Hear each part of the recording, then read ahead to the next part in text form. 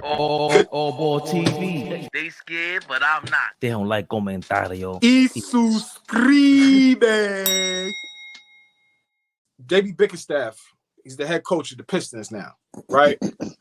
I think I said to y'all, like, I like the hire because you got a guy that comes from like long NBA pedigree with his daddy, Bernie Bickerstaff, and you got a guy that's like about business. It's an adult in the room. Well, he created and he's pushing for like a dress code with the Detroit Pistons. Now, I don't know the intricacies of it, but he's trying to create a standard there. And as I like scroll through the comments and see and look and see what people are talking about, obviously you see the newer generation hemming and hawing and talking and, oh, what is he doing and all of this. But then I actually see people from my era, people who I grew up with, people that I know personally, agreeing with these new niggas. Like the older generation is now being polluted by this new nigga shit. And I just don't like it. He's trying to set a standard. He's trying to hold these young men accountable and get them to understand, yo, this is a job. This is a profession. Approach it as such. And let's get to being about the business of winning games. Y'all giving pushbacks about headband? Fuck a headband. Go play. Y'all mad because y'all can't wear headbands? Go play the game of basketball. So that's what I'm saying, man. The standard nowadays is in the street. It's in the garbage. There's nothing to work towards. Everybody got pushback on when there's, people pushing them to be great. Shit garbage. This shit just pissed me off, actually. Go ahead, Fabian. I got to take a different approach than my compadres. I think it's easy to say they were doing XYZ. Yeah, they also didn't make $1 billion. And we saw they've been talking about people making money, the players making money, and things changing since the 90s. Once there was a boatload of money, they were all concerned with when Marbury came in. There was a big concern with that too. People not taking the game as serious. As much as we laud Marbury, he was part of that generation where all this was stemming from. All these things have been talked about from the 80s and 60s and 70s when there was more and more money. Each time there's an injection of money, it's what happens. They never had to play for this amount of money and be this comfortable. So I would love to know what they would have done with $200 million in their bank account, whatever it is. I don't know. But I know for a fact it makes humans content. So with Joel Embiid, I'm not sure if it's taking care of yourself in the offseason or whatever it is, going for the MVP and stuff like that. I remember when Pedro Martinez came to the Mets, which was a dumbass signing, but going into the season, they said, you're going to pitch from July forward. He wasn't pitching in May or April because he would break down. I don't mind if I was a Sixers fan, I'd rather Joel Embiid start from February on. Like, what's the point of you coming in the game if there's no chance of the championship and you have championship talent? But how do we look at that dude? How do we look at Joel Embiid as a guy that's going to show up? How do we look at him as a guy that we can rely on? You can't look at him as a guy that you can rely on because he's going to miss on average 15 to 20 games a year. Flea, we're missing something that none of us said yet. I feel bad for the fans, man. Like these guys are getting, I don't want to count nobody pockets, but it's like, yo, man, the fans is the ones that's suffering in all of this. When these superstars that people pay good money to see, buy their jerseys and, is infatuated with, and these guys can't stay on the court. Listen, man, we can compare back in the days up until now because the mindset was different. I don't care how much money you telling me back in the days. Okay, the contracts wasn't as big, pause, but Mike, Magic, them guys made a boatload of money off the court. For me, it's the mentality. The mentality of wanting to play. The mentality of understanding we have fans that pay and wants to see us. The mentality of wanting to be legendary. These guys don't care. So to me, who's suffering is the fan. Go ahead, I'm sorry. No, but I get that, but there's so much business. Like, we don't get into, I want to do a video where we break down Matt Barnes' comment about all they want to show is slam dunks and all the plays because they get to go viral like that. Like the game was just slower back then. It paid you less money. It is what it is. To me, it's easy to say something like what Sports Era just said. Sporting Page just said. Shout out to you. This era acts like they created something. They just enjoy the fruits of the labor, period. The Sporting Page is here for the people. They were telling us the same exact thing when I was growing up. This is nothing new. We were acting like we were the new people. We created basketball. Y'all are old. Michael Jordan would have busted your ass, and then you got to go to school. That's not true. That's very true. It's not true. Okay, older people have always told younger people that. Younger people think that they are the last generation on earth. That's human nature. It is what it is. But I'm not going to get into these people who didn't make it up. I'm not going to disrespect them and say they're plumbers like JJ Redick said because they had to go to work and do all that. But if you got to go to work because you got to go to work, that's different than going to work and I don't have to. It's easy to say, oh, Jordan would have performed because we know Jordan is a maniac. I ain't talking about the psychos. I'm talking about everybody else in the league who was not a psycho. I don't know how Charles Barkley would have done in this era. That was my first favorite player era ever. And Because he of the was lazy. money? Because of the money?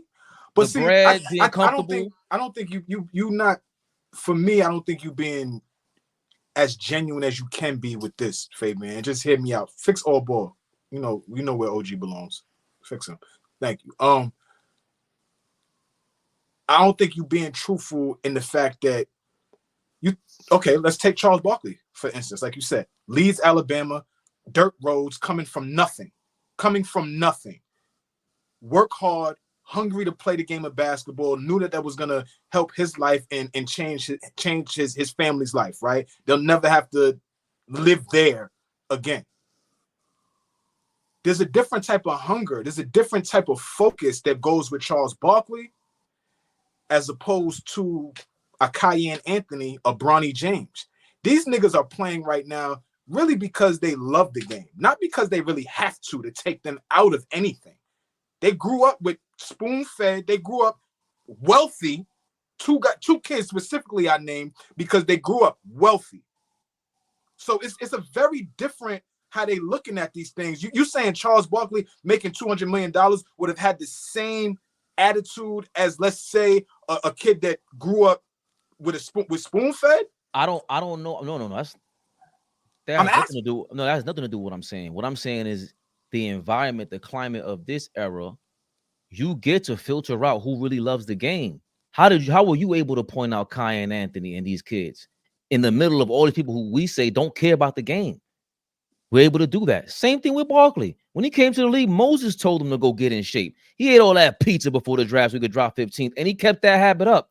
That thing was still there about him when he went to Houston, when Pippen went to Houston, and Jordan told him, don't go over there. Barkley's lazy. So I don't want to make it all about just Barkley, but he wasn't the only one.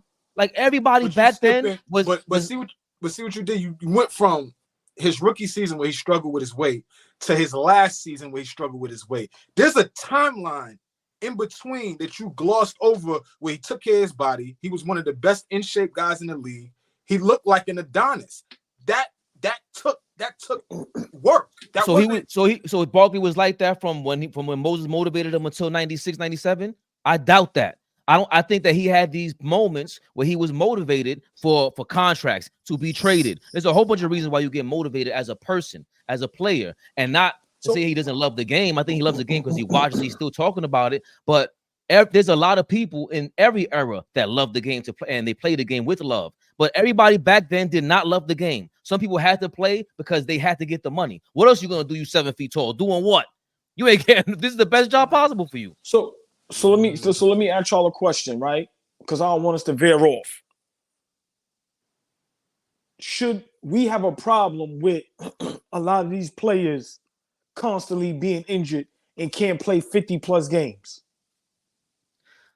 Yo, Flea, I was thinking about this because again with the era, they're allowing them to take the games off, and now they started to implement the 65 game thing where you're not eligible for any award unless you play 65 games, right?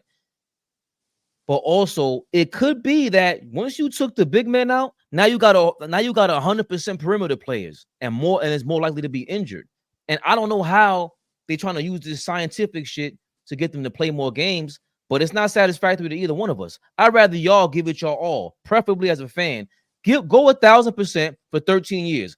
All this, that's why that 20-year bullshit. Okay, so you play, you taking off on defense, and then you stat pad and all kind of shit just to play 20 years. It's not as impressive. Right there. Move over. Let me in the car. I'm gonna roll with you because I don't never roll with you. Your car's always stinking. I don't like riding in the car with you, but I'm gonna roll with you. I got new air freshener. Okay, I'm gonna roll with you right now. You put gas in it. You a nigga that rides with the shit on E. I don't like that shit. But you got gas in your car. I'm gonna roll with you. I'm gonna roll with you today. He got a detail. He got the good car wash. Yeah, it smells good. He did his thing. He buffed that fucking scratch out the bumper because anyway. Not yet. Oh, my fault. I thought I saw it. But look, what I'm saying is that yes, I would take Isaiah's 12-year career. I would take Magic's 12-year career over some of these niggas. Yes, I agree.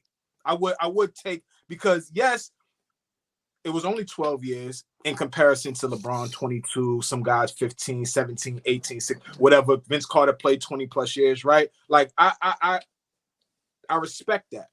But we got 12 tough years out of Isaiah. We got 12 tough years out of Magic. A lot of these niggas, there's 2 and 3 and 4 years where they just dog it. 20 games, 30 games, not even half the season, right?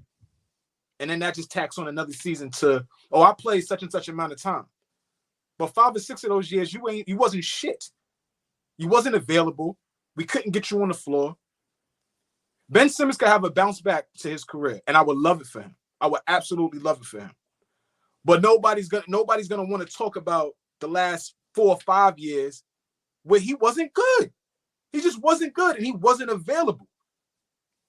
But they'll talk about the 4 straight years he was an all-star, great defender, all-NBA defender. Forget this. And then, God only has a bounce back, and we're going to focus on that, as we should, the positives of his career. But there's a lot of guys that get away with that shit, OG. I played 15 years in the NBA. Well, shit, 4 to 5 of those years, you played on average 50 games. Did you really play 15 years? I respect gamers. I respect guys that want to play, that is going to be out there. There's no new injuries. There's new shit that we getting hurt with. There's new medicine. There's new ways to rehab. There's new ways, surgeries and things like that. That all evolves. Better surgeries. Right. That all evolves. There's no more. They don't even play with that microfracture surgery no more. They don't even do it because it's just not the right thing to do. But I'm asking, is there new injuries nowadays? It's not new shit. Niggas is getting hurt the same way they did 20 years ago, the same way they did 30 years ago. It's the same injuries. We got new body parts. Because we want to get into Kawhi in a second. Like, just to wrap up the Embiid thing, he's a part of this. I don't, because Nick Nurse was in Toronto when they stopped letting Kawhi play back-to-backs, right? And he won a championship. Do y'all see maybe that correlates? Hey, you know what? I went through this before. My superstar not playing a lot of games. You know what, Joel? Don't play back-to-backs and see what happens. I mean, that's a good point, but I'm gonna be honest. The evidence of Joel Embiid, these last couple years, I don't think it's that. I think it's he can't play back-to-backs. I think Kawhi could have played back-to-backs. It was just, remember, Kawhi's Kawhi, man. He's a one of one. I just think Joel Embiid can't stay healthy. And let me just say this. I want these players to get as much money as they can. If you can get $1 billion contract, get it, right? My whole thing is do everything in your power to stay healthy to play on the court. Simple and plain. Flea, I agree. Fabian made a great point. You guys is looking at LeBron and saying, okay, if I'm playing 22 years is not an accolade if you don't do jack with them 22 years. I'm saying give your all. Play your hardest, play up to your potential, and do whatever it takes to stay healthy. This is your job. Like I said, the fans are suffering. If I'm a Philadelphia 76er fan, I'm very upset. And this is why my brothers up here And I gotta agree with y'all. This is why y'all were never scared of Philadelphia. And I see now, I see why. Y'all got two superstars that we might not even have to see y'all in the playoffs because they might not even be on the court. I always show love to everybody in the chat, in the comments. Listen, man, like we really look forward to when y'all in the chat. If y'all notice, while we doing our takes, we looking at the chat because we love every last one of y'all. Listen, man, it's all love. Appreciate y'all always. Hit that like button, share, subscribe. Tell a friend, man. AllBall TV, Monday through Friday, 7:30 to 8:30. Yeah, but y'all know we always do overtime, damn near to 9 o'clock, man. But I always got to show love to the chat, man, because without them, we'd be up here talking to ourselves. So always love to them. AllBall TV. They scared, but I'm not. They don't like comentario. Y suscribe.